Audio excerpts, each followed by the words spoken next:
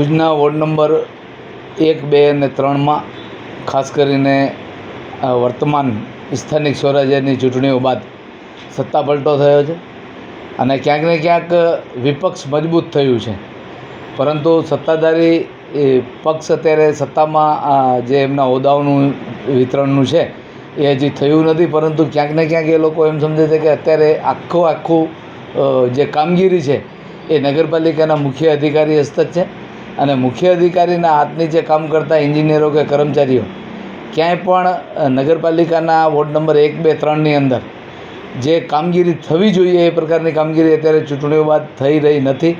સફાઈનો સતત અભાવ છે, અનેક જગ્યાએ પાણીની લાઈનો તૂટેલી છે એવી કમ્પ્લેનો અનેક લખાવેલી છે અને જાણ કરવામાં આવેલી છે. ગટરના ઢાંકણા, વહેતું ગટરનું પાણી અને સફાઈ, આ ત્રણેય મુદ્દા જે છે એ ખૂબ ભયંકર પરિસ્થિતિ વોર્ડ નંબર 1, 2 અને 3માં તો ખાસ ઉદ્ભવી રહી છે. નાગરિકોની અનેક ફરિયાદો હોવા છતાં એન્જિનિયરો અને કર્મચારીઓને જાણ કરવા છતાં આ સમસ્યાનો ઉકેલ આવી રહ્યો નથી. ભુજ નગરપાલિકાના મુખ્ય અધિકારી શ્રી બેને જે ચાર્જ સંભાળ્યો છે ત્યારબાદ લગભગ કર્મચારીઓ ઉપર તેમની પકડ ઓછી હોય એવું સ્પષ્ટપણે દેખાઈ રહ્યું છે. કર્મચારીઓ એમને દાદ દેતા નથી.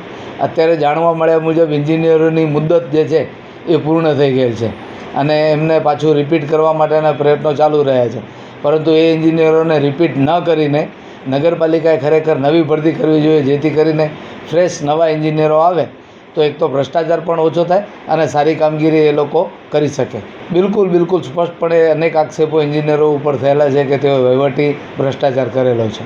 અનેક જગ્યાએ ગટરની મુખ્ય રસ્તાઓ જે છે, નવા માર્ગો બનેલા છે ત્યાં પણ અને જે જૂના રસ્તાઓ છે ત્યાં પણ અનેક જગ્યાએ ગટરની સમસ્યાઓ છે, જે છેલ્લા ઘણા વર્ષોથી માત્ર અખબારી યાદીઓ નગરપાલિકા દ્વારા પ્રસિદ્ધ કરવામાં આવે છે, પરંતુ ગટર સમસ્યાનો ઉકેલ આજ દિવસ સુધી આવેલ નથી.